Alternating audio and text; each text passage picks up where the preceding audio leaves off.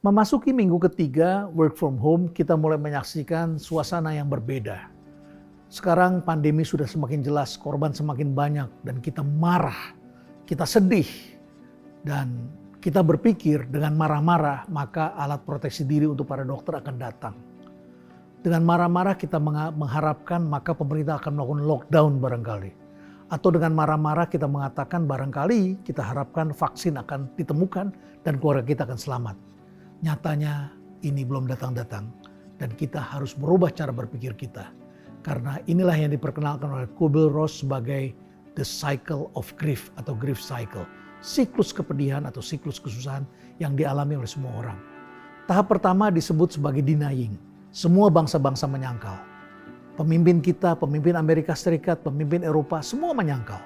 Bahkan Anda menemukan bahwa dengan makanan tertentu bangsa kita akan terhindar dari pandemi ini. Nyatanya pandemi datang kepada kita dan datangnya belakangan.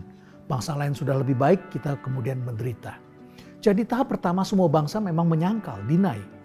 Ini kurvanya masih di bawah.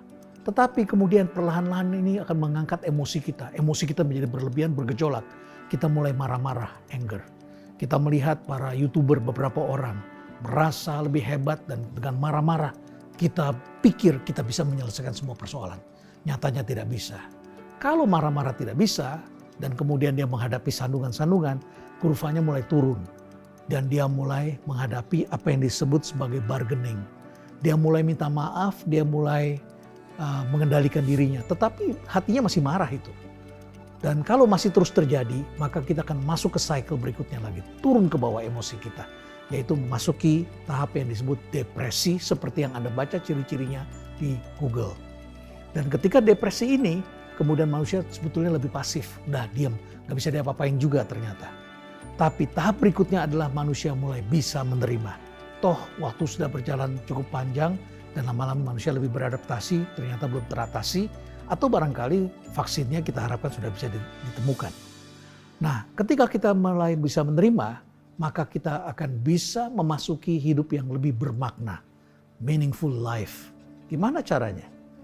Manusia yang mendapatkan meaningful life selalu mempunyai hope atau harapan. Dan untuk menerjemahkan menjadi harapan itu, maka manusia harus menjalankan bantuan, memberikan bantuan atau memberikan kasihnya, pertolongannya untuk orang lain. Maka tolonglah orang-orang yang menderita. Dan Anda akan merasakan bahwa ternyata walaupun Anda susah, masih ada orang lain yang lebih susah daripada Anda. Dan itulah yang kita sebut dengan hope, meneruskan kehidupan.